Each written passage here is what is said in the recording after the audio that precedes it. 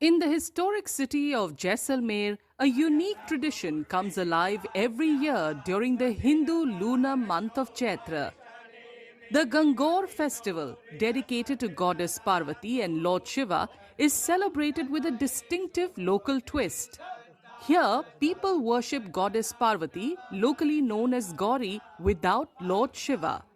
According to folklore, the idol of Lord Shiva, known in Jaisalmer as Isar, was forcibly taken by the residents of Bikaner around 400 years ago. Since then, the people of this city have offered prayers only to goddess Gauri, holding on to the hope that one day the idol of Isar will return to its rightful place. गौर माता और ईश्वर देव दोनों का ही यहाँ पर था। पहले मूर्तियाँ थी और वो सब यहाँ से इसका जुलूस निकला निकला करते थे।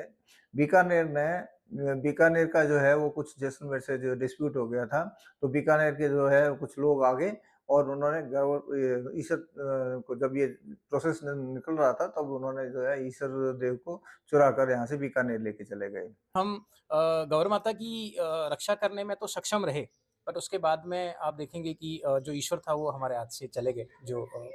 और ऐसा कहते हैं कि बीकानेर में आज भी वो ईश्वर जो है रखे हुए हैं। ये बहुत बड़ी कंट्रोवर्सी है, हिस्ट्री की भी ये कंट्रोवर्सी है। अगर वापस इस तरह के प्रयास किए जाते हैं कि हम वापस अपने ईश्वर को ससम्मान जैसलमेर लाके और जनता के सामने इसको लेके जाएं, तो ये भी अपने आप में एक नया इतिहास रचा जाएगा। Historians believe the reason goddess Gauri is worshipped without her consort is that according to tradition, women in Jaisalmer do not remarry when their husbands leave them. Sir का जब अपहरण हो गया तो भारतीय सांस्कृतिक परंपराएं या भारतीय संस्कृति के अनुसार जो है महिला है या स्त्री है वो दूसरा विवाह नहीं करती।